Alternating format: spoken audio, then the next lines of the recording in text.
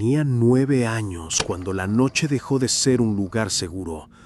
Recuerdo perfectamente ese instante en que levanté los ojos del telescopio que mi padre me había regalado, convencido de que la astronomía iba a ser mi pasatiempo favorito. Y lo que vi al otro lado de la calle me persigue todavía hoy, porque fue la primera vez que entendí que había algo en la oscuridad que no era humano. La familia de Libby vivía justo frente a nosotros y mientras yo buscaba constelaciones, un movimiento extraño junto a su ventana me obligó a parpadear incrédulo. Parecía un hombre, pero no era un hombre. Era demasiado grande, demasiado desproporcionado. Estaba arrastrándose en 4 extremidades como un animal, pero su tamaño era imposible. Vi cómo extendía un brazo grotesco y atravesaba el vidrio con facilidad, como si el cristal no existiera. Y en un solo movimiento sacó a Libby de la cama. Ella pataleaba, gritaba, sus alaridos eran tan agudos que me atravesaron los huesos, y lo peor fue la sensación inequívoca de que esa cosa me estaba mirando a mí mientras se la llevaba, como si supiera que yo lo había visto. Grité tan fuerte que mi padre entró corriendo. Trató de calmarme, de entender, de llamar a la policía, pero nadie creyó mi relato. Me trataron como a un niño asustado con demasiada imaginación, y aún así yo sabía la verdad, porque lo había visto, porque sus ojos brillaban en la penumbra como brasas azules. Los días siguientes fueron un infierno. La familia de Libby rogaba en televisión por su regreso, y yo cada noche evitaba mirar por la ventana, temiendo que aquel ser regresara.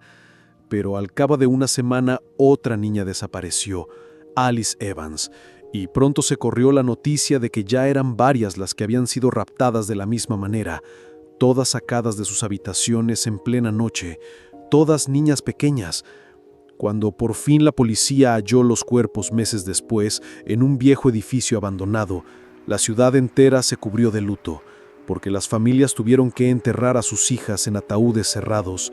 El estado de los cuerpos era tan atroz que nadie pudo soportar la visión, y yo supe entonces que nadie me iba a creer, que la justicia ya había escogido un culpable conveniente, Billy Stout, un hombre enorme, con retraso mental, que jugaba a veces en el parque con los niños, pero que jamás había mostrado la ferocidad de la criatura que yo vi. Aún así lo condenaron, lo sentenciaron a muerte, y todo el vecindario pareció descansar pensando que el monstruo había sido atrapado. Pero yo no podía, porque la imagen del ser era demasiado vívida, porque Billy no era tan grande, porque yo había sentido la presencia de algo que estaba más allá de lo humano. Mi hermano pequeño, Alan, nunca volvió a ser el mismo. Había sido muy cercano a Alice Evans, y cuando confirmaron que estaba muerta, se encerró en sí mismo. Dejó de hablar, luego de comer y finalmente de reaccionar. Pasaba los días como un fantasma mirando por la ventana. Y aunque mi padre intentó salvarlo con doctores y medicinas, Alan ya estaba marcado por la sombra de aquel monstruo. Con el paso de los años yo me convertí en el raro de la escuela, el que hablaba de espectros y asesinos en serie en la biblioteca mientras los demás jugaban. Y fue en esa soledad donde conocí a Stephanie. Ella sí me creyó, porque su propia hermana gemela había sido arrancada de su lado en mitad de la noche por la misma figura, y tenía un cuaderno lleno de dibujos, bocetos inquietantes del hombre oscuro, el que no tenía rostro definido, el que parecía hecho de sombra compacta, el que se arrastraba como una bestia pero miraba como un predador inteligente. Stephanie y yo nos volvimos inseparables, compartíamos el miedo y la obsesión hasta que un día se nos unió Deonte, otro chico que había perdido a su hermana en las mismas circunstancias. Y así, entre los tres, formamos una especie de hermandad de sobrevivientes. Vigilábamos la ciudad, recorríamos calles, hablábamos de él en susurros, convencidos de que todavía estaba ahí, esperando. La primera vez que lo vimos de nuevo fue al caer el sol. Caminábamos de regreso a casa de Stephanie cuando Deonte me señaló hacia un pequeño bosquecillo junto a una casa en la esquina. Yo apenas alcanzaba a distinguir una figura, pero de pronto el aire se volvió más denso, como si toda la tarde se oscureciera de golpe, y entonces lo vi, de pie entre los árboles, inmenso, mirándonos, y en un segundo cayó sobre 4 patas y se lanzó hacia el callejón como invitándonos a seguirlo. Y lo seguimos, maldita sea. Corrimos tras él porque la rabia y la necesidad de respuestas podían más que el miedo, pero cuando el callejón se cerró y el sol agonizante quedó detrás de él, comprendimos que habíamos sido engañados. Nos había atraído como un cazador atrae a su presa. Y entonces lo vimos completo, más alto que cualquiera de las paredes, con ojos azul profundo y una boca que se abrió en una sonrisa de dientes afilados como cuchillas. Bajó el rostro hasta casi tocar el mío y sacó la lengua, me lamió la mejilla y esa simple caricia me dejó paralizado como si me hubiera probado. Y lo más aterrador fue la expresión de disgusto que mostró al instante, como si no fuera de su agrado, como si estuviera buscando algo más puro, más inocente, y no lo encontrara en mí.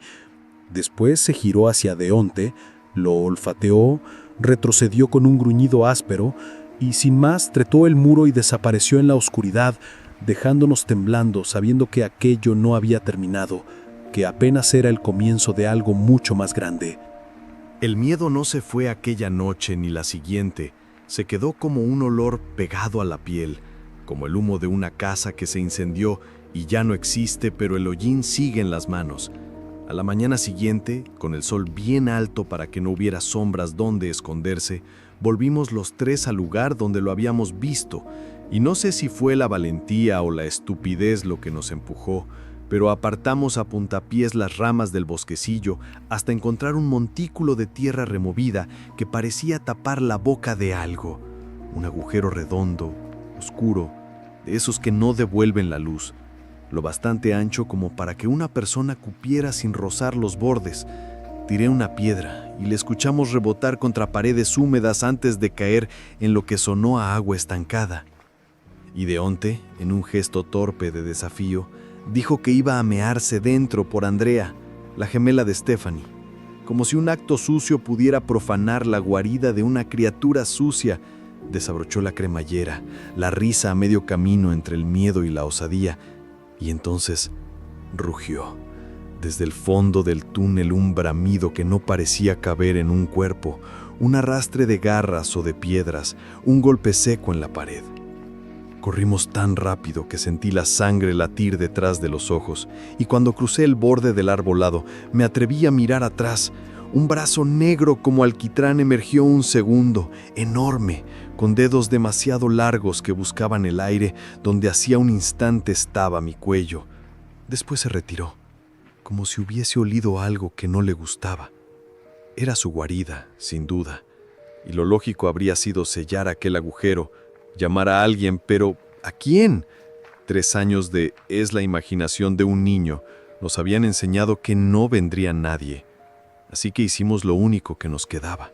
Fuimos a la biblioteca, a la sección de adultos donde estaban los libros de crímenes y lo paranormal, y nos repartimos en silencio como si estudiáramos para un examen del que dependía la vida de alguien, quizá la nuestra, quizá la de alguna otra niña que aún dormía sin saber que ya tenía un destino escrito. Las horas se deshicieron entre páginas amarillentas, recortes sin fecha, rumores de túneles y escuelas abandonadas, hasta que la bibliotecaria tocó mi mesa con suavidad y dijo que iban a cerrar pronto. Salimos al porche. El sol ya bajaba, pero aún estaba presente.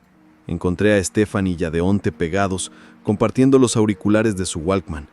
Y me dio rabia y ternura al mismo tiempo verlos así, agarrados a lo poco de luz que quedaba. Sugerí llamar a los padres de Steph y ella negó con la cabeza. Su padre odiaba a Deonte. Lo dijo sin rencor, con esa resignación de quien ya ha medido a su enemigo. Así que usamos una cabina y llamamos a Kiwa, el primo mayor de Deonte, un tipo de ojos vivos que conducía una ranchera cansada pero rápida. Me subí delante, ellos atrás, y cuando me acomodé mi mochila se abrió lo justo para que asomara el brillo aceitado del arma de mi padre, el metal como un dentado culpable. Kiwa lo vio, me tocó el hombro con 2 dedos y susurró: ¿por qué llevas eso, chaval? Y yo mentí primero. Intenté decir cualquier cosa, pero la boca me sabía a verdad, así te terminé contándole a medias la persecución del callejón, la lengua áspera en mi mejilla, el asco del monstruo, el agujero que respiraba, y Kiwa soltó el aire por la nariz, encendió un cigarrillo y me ofreció otro, Yo lo acepté como si con eso pudiera parecer más grande, más creíble. Fumamos sin hablar un minuto largo. Y entonces dijo algo que cambió el mapa. Deberías hablar con mi abuela. Cuando yo era crío contaba historias que sonaban a eso, a cosas demasiado altas para ser hombres, demasiado oscuras para ser sombras. En su casa nos tenían preparada la mesa. Eso tienen las casas donde aún se reza. Siempre hay comida y alguien diciendo, come mi niño. La abuela de Deonte imponía, piel de madera vieja, manos de raíz, mirada de quien ha visto morir veranos. No me llamó mentiroso, no se rió de mí, me pidió que hablara y yo hablé, y luego habló ella, despacio, como quien camina por un cementerio y nombra lápidas. Contó que en su juventud el ayuntamiento cavó túneles para refugios antiaéreos, que un pasillo salía del sótano de la vieja escuela hacia el depósito del tren, que luego olvidaron el proyecto y tapiaron puertas pero no sellaron el miedo, y al poco tiempo comenzaron los niños desaparecidos. Primero niños nuestros, dijo, a los que nadie escuchaba, hasta que desapareció la hija del alcalde, y entonces sí, entonces llegaron policías como enjambre y buscaron en la escuela, y cuando no hallaron nada en la superficie, bajaron y en el refugio encontraron 15 cuerpos, 15 pequeños cuerpos, algunos antiguos, uno aún vivo lo suficiente para señalar con la mano temblorosa hacia la boca del túnel antes de morir. Tragó, miró a su nieto y siguió.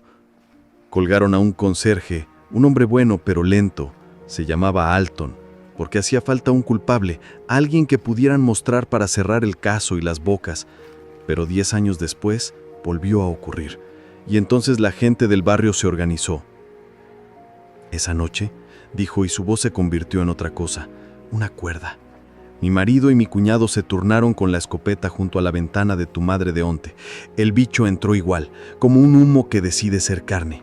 Y cuando Jesse disparó al pecho, gritó, retrocedió apenas, como si la pólvora le picara, pero no le quemara. Y ahí vino lo más raro. Se asomó a la cama y olió a Mabel, que había robado unas monedas a su madre esa tarde. Le olió el pelo y la dejó.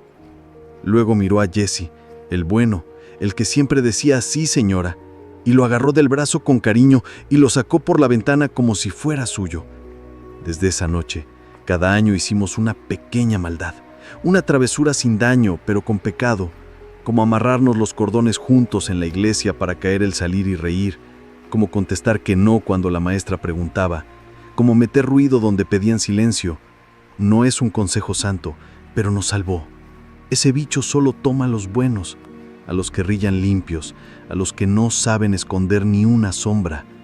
Se cayó, me pasó una petaca y el sorbo me ardió como una advertencia, y yo pensé en mi hermano Alan, en su silencio perfecto, en su obediencia de estatua y en lo fácil que sería verlo como un faro para algo que caza faros.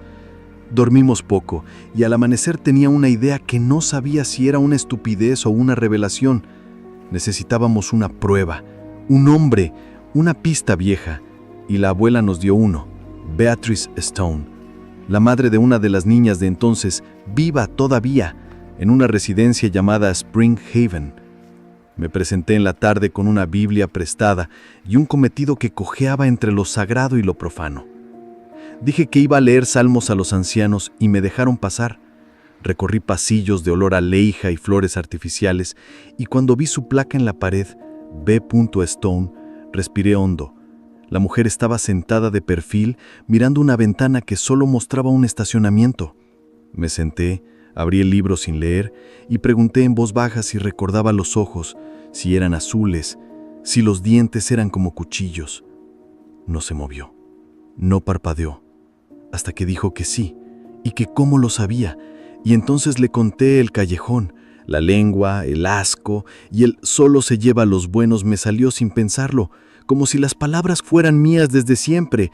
Ahí se partió algo, se alzó con una velocidad imposible para su cuerpo frágil y me arañó la cara con uñas que parecían nuevas. «Si no te mata, lo haré yo», gritó. Y los celadores tardaron unos segundos largos que me enseñaron lo que es estar solo. Mi padre tuvo que ir a recogerme. Yo fingí una historia de evangelización frustrada y él fingió creerla porque a veces los padres mienten para que pueda seguir siendo su hijo. Al día siguiente fui a la escuela con puntos en la frente y un dolor sordo en el pómulo. Deonte me preguntó qué había pasado y yo le respondí que me había peleado con un chico de secundaria. Él se rió. Dijo que él había besado a Cindy Crawford la noche anterior y nos reímos los dos como si reír fuera un hechizo de protección. Hasta que el autobús giró en mi calle, frenó y retrocedió, y la sirena de una ambulancia mordió la mañana y supe, antes de oler la sangre en el aire, antes de ver a Becky, la cuidadora de Alan, con las manos vendadas y los ojos desorbitados, supe que la bestia nos estaba cobrando haber mirado debajo de la piedra. Supe que había vuelto a mi casa, a mi hermano, a lo único que yo no podía perder sin convertirme en otra cosa. El cristal de la ventana de Alan estaba hecho trizas y mi padre gritaba a los policías, se golpeaba el pecho con rabia, pero yo no escuchaba nada, solo veía la cama vacía, la sábana arrancada como si alguien hubiera tirado de ella con furia, y entendí sin dudas que el monstruo no se lo había llevado por hambre, ni por azar, lo había tomado como castigo, como venganza por haberlo molestado, por haber buscado su guarida, por haber preguntado demasiado. Alan era bueno, demasiado bueno, tan puro que parecía un blanco luminoso en la oscuridad, y se lo arrebató con un sentido retorcido de justicia. Yo no podía quedarme quieto, mientras mi padre lloraba y los agentes escribían papeles como si los papeles pudieran devolver a un niño. Yo metí a la fuerza en mi mochila una linterna, baterías, bengalas rojas de carretera y el arma con la que pensaba matar a esa cosa, y salí de casa. Deonte y Stephanie me alcanzaron en la esquina, asustados, preguntándome a dónde iba, y yo solo respondí con los dientes apretados: a matarlo. Ellos no dudaron. Ninguno dijo estás loco. Ninguno me frenó. Sabían que la batalla ya era nuestra aunque la ciudad entera se negara a verla. El camino al viejo edificio de la guardería abandonada fue un trayecto en silencio, con la respiración golpeándonos como tambores. Y cuando entramos, el hedor nos abrazó de golpe. Una peste a agua podrida y carne húmeda. Bajamos las escaleras al sótano. El eco de nuestros pasos resonaba como si fuéramos 3 contra 100. Y allí estaba, el túnel abierto, los restos oxidados de una puerta arrancada. Y un gemido, apenas un hilo de voz. Era Alan, colgado en lo alto, atravesado por una barra de hierro, vivo todavía, mirando sin ver, y quise gritar, pero lo único que salió de mi garganta fue un rugido de rabia. Le dije a Steph que corriera a pedir ayuda, y ella asintió. Dio media vuelta, pero apenas avanzó unos pasos cuando lo vimos. Lo vimos de frente en la luz roja de la bengala que Deonte había lanzado al suelo. La criatura era aún peor de lo que recordábamos. Enorme, encorvada para caber en el túnel, chorreando un líquido viscoso que parecía sangre y brea al mismo tiempo, y sonreía, como si se divirtiera, como si disfrutara de verlos ahí con el miedo pegado a la piel. Yo disparé sin pensarlo, vacié el cargador directo a su torso. El ruido fue ensordecedor, nuestros oídos se llenaron de un zumbido insoportable, y el monstruo apenas se sacudió como si las balas fueran gotas de lluvia. Luego extendió una de sus manos enormes y sujetó a Stephanie por la cara. Apretó como quien coge una muñeca, y en un segundo me la lanzó encima, golpeándome con ella como si fuera un objeto. El impacto me partió el aire en el pecho y caí, mientras Deonte se abalanzaba con otra bengala encendida. La incrustó en su brazo, la llama roja quemó el aceite oscuro de su piel. Y por un instante pareció dolerle. Un aullido ensordecedor reventó las paredes, pero el alivio duró un segundo porque el monstruo cerró el puño y con un golpe seco destrozó la cabeza de Deonte como si fuera una sandía. Me quedé paralizado viendo cómo mi amigo caía sin rostro, y lo último que alcancé a ver fue a Stephanie siendo arrastrada túnel adentro, viva todavía, llorando y arañando, y al monstruo riendo, con una voz que no era voz sino eco de piedras arrastradas, diciendo: «Los héroes no existen». Luego todo se apagó, mi cuerpo ya no respondía, el humo de las bengalas se consumió, y quedé tumbado bajo el gemido de mi hermano hasta que el mundo se hundió en un negro absoluto. Dicen que me encontraron un día después, que la policía dio con nosotros en el sótano, que Alan seguía colgado y yo respiraba apenas, pero Steph nunca volvió. Deonte fue enterrado en un ataúd cerrado, y yo estuve meses enyesado, con el cuerpo roto y la mente llena de imágenes que nadie quería escuchar. El ayuntamiento tapió el túnel con concreto, como si sellar la entrada borrara al monstruo, pero yo sé que no. Sé que esa cosa simplemente buscó otro refugio, otra grieta en la ciudad y siguió cazando. Cada 10 años, siempre llevándose a los buenos, siempre dejando atrás a los que han pecado, aunque sea un poco. Crecí con esa certeza. Me mudé con mi padre a otro estado, intenté vivir como si se pudiera, me casé, tuve hijos, y puede sonar horrible, pero desde que fueron pequeños los empujé a hacer travesuras, a romper reglas, a mentir de vez en cuando, a saber el sabor de la culpa, porque esa criatura no perdona la pureza, solo toma a los limpios, a los que no han manchado sus manos. Y yo prefiero 1000 veces un hijo travieso que un hijo desaparecido. Ahora tengo casi 40 años y todavía me despierto con la humedad de esa lengua en mi cara, con el eco de esa risa repitiendo que no hay héroes, y me miro en el espejo preguntándome por qué me dejó vivo, por qué me consideró indigno de su hambre, si por haber mentido, por haber robado, o si fue solo porque quería que siguiera contando la historia, para que otros sepan que en cada ciudad hay túneles olvidados y sombras que esperan, y que a veces lo peor que puede ser es demasiado bueno.